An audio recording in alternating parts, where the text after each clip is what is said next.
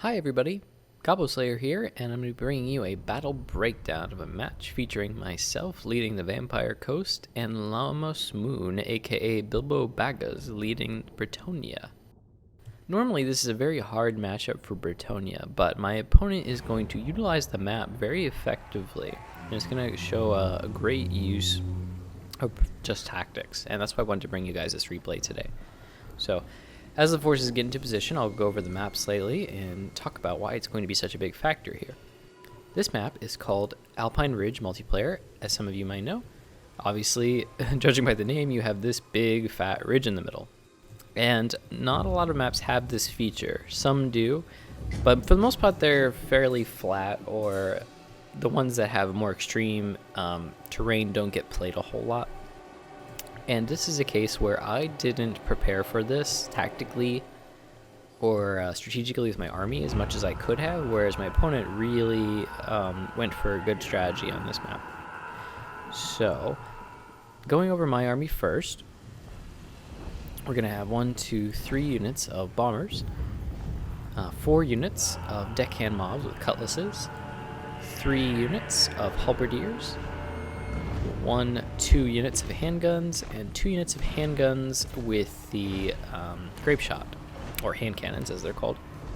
We're going to have 3 mortars for our artillery, and the Lamprey's Revenge ROR Rotting Promethean gunnery mobs. Fantastic unit in this matchup.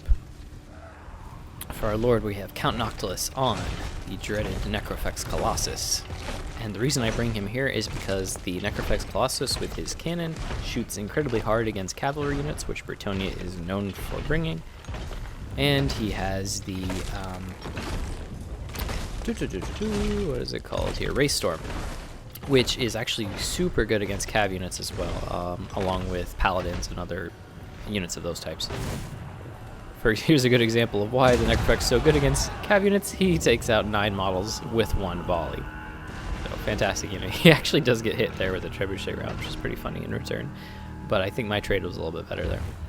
For the forces of Bretonia, we're going to have 4 units of Battle Pilgrims, one of which is the ROR. They do very well against chewing through zombie units. 4 units of Fire Arrow Peasant Bowmen. And then 3 units of Knights Errants, one of which being the Defenders of Fleur-de-Lis, who are really good because they have Silver Shields, and Frenzy, which gives them immune to Psychology while it is active. For his artillery, we have 3 trebuchets. And for Hero Corps, we've got Fey Enchanters of Foot and Gotrek. I do get a shot right there from Noctilus onto the trebuchet. Takes out 1 model, which is very nice. And honestly, I should have been doing that the whole game, or at least as long as I could until these archers pushed up more. And another shot in there, getting them pretty low in leadership already. So, talking about the map again. As I slow things down, Noctilus starts to take some arrow fire.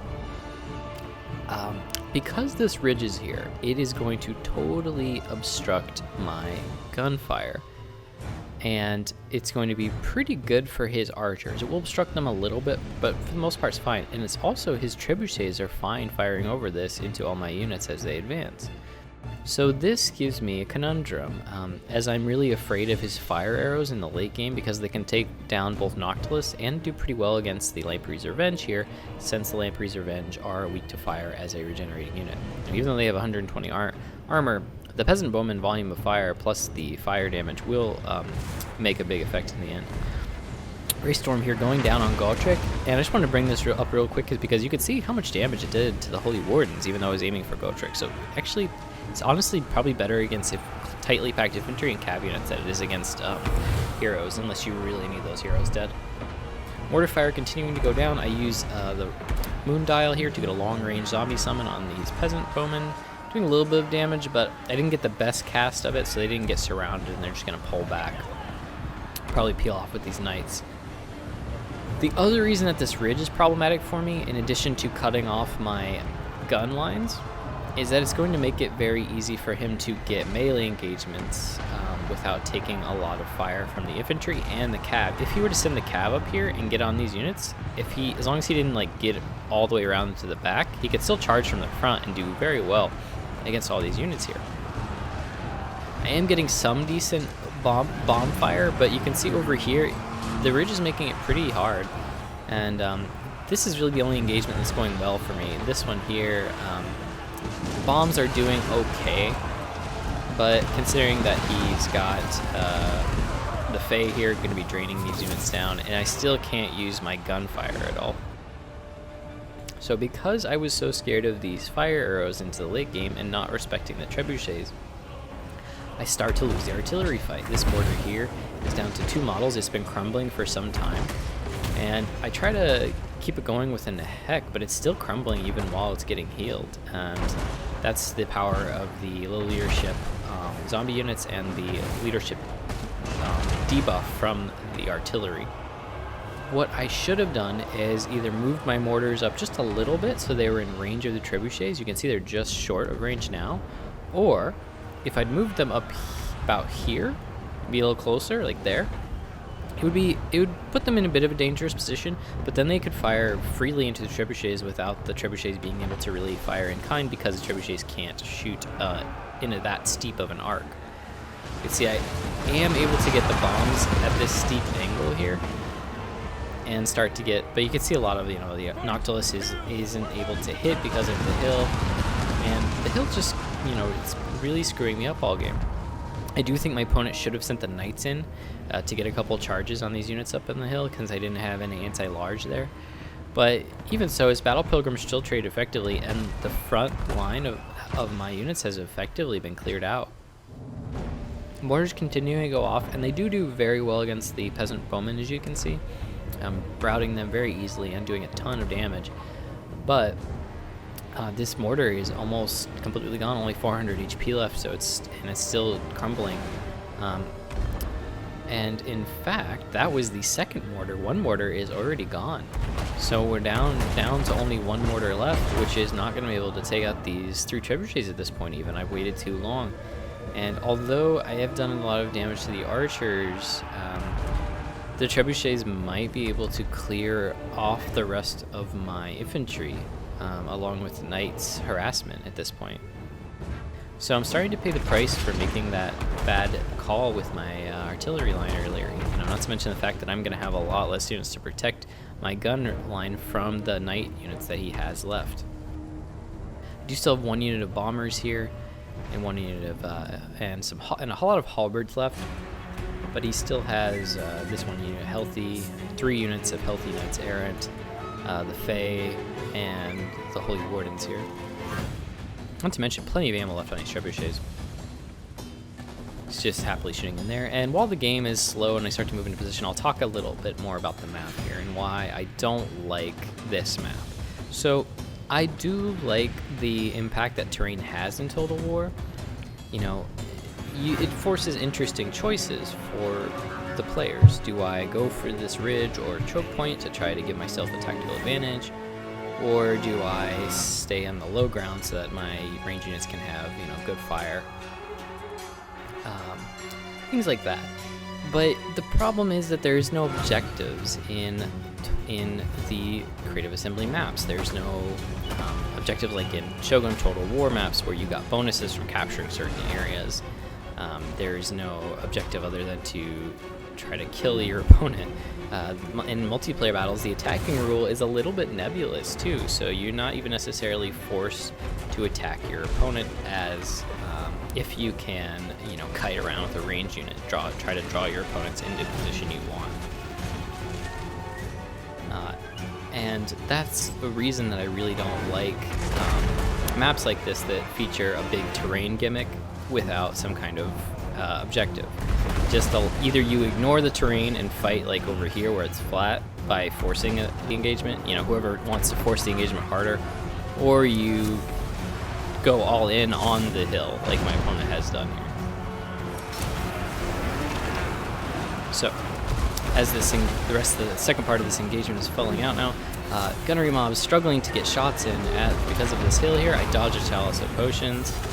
Getting some decent engagements here and there, and he finally starts to bring his knights in. So, he threads the needle here between my halberds, gets a nice charge on these gunnery mob handguns. Again, because of the hill, I couldn't cover everything properly, and I'm short on frontline units. It's a nice charge here on the bombers, so they're torn off. I did rout off one of the archers with the Lamprey's Revenge, and maybe should have chased them off. But I wanted to come back and help because, you know, these cav units were now a real horror for me. I really had nothing to deal with them other than to try to ball my halberds up. But that's going to make the phase this effect even worse for me. I'm forced to start using summons. I try my best to screen for my handguns over here. I do get some good shots in with Noctilus here and there, but it's going to be difficult. You know, all my forces are suffering from this hill, and he's really not. Gunnery map crabs are coming in, and they're still full health and doing pretty well. This late into the game, most of his archers are shut down, but he does still have 2 units left, one with 30 models and the other with 41, and they will still be able to do a lot of damage to the crabs left. Not to mention the fact that these like defenders of Fortaleza here are full health basically, and fighting halberds, although it's not ideal for them, they're still able to do decent. Not to mention the fact that he's shutting down Noctilus with the hero spot now while my other units are tied up. And he's forcing me to use a lot of summons. You know, here's a summon here, and here's a second one. So I'm out of Moondial summons at this point. And running low on Winds of Magic. As I try to just keep Noctilus alive, just basically all I can do is let the guns die. Like, I can't even keep the guns alive at this point. As I try to keep screening out these knights, but my opponent using his micro to pull back the knights as soon as I get the halberds nearby. Do start to be able to peel off here and there and get some good cannon shots in, but even these low health knights are going to be able to be a real pain, either harassing Noctilus or rear charging units here and there. Gotrek and the Fae. Ooh, I will look away as my frame rate drops to nothing from that. Huge Hallows of Potions. Takes 2 of my deckhand mobs with halberds down to crumbling and almost no health. Summons here trying to peel off for Noctilus.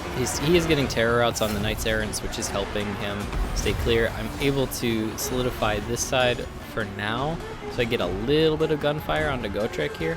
His hand cannon's hitting very hard, even though they are not a unit you see a lot. They can still be good in quite a few matchups because of just how hard they do hit. Using Favor of the Fae on Gotrek, but he's not going to be able to catch up to Noctilus, who's actually a little bit faster than him. Remnants of the Knights Errants doing okay. These Battle Pilgrims, even though there's only 25 of them left, are going to do a lot of damage to the deckhand mob halberds. And you see he still has trebuchets firing throughout this entire fight, wearing down my infantry line. So pretty soon it's just going to be Noctilus and the Crabos versus the world. Gotrek's still alive here, and I decide that now is as good of a time as any. He's isolated. I'm going to take this fight and take down Gotrek. And the Lamprey's Revenge, even though they are a large unit and are going to get hit by Gotrek, they still hit very hard with 77 weapon strength, and they have 59 melee defense. Not to mention they're going to be shooting him the entire time, so they can give the damage right back to Gotrek. Noctilus sitting on top of the hill here, going to be shooting in at the knights wherever I can. These deckhand mobs get crumbled out, and here come the fire arrows back. The ones that I wasn't able to kill earlier because I didn't respect the trebuchets, well, now they're going to be dealing leadership debuffs and fire damage to Lamprey's Revenge. And you can see each volley is doing, 100, 150 damage, even on these low health archer units.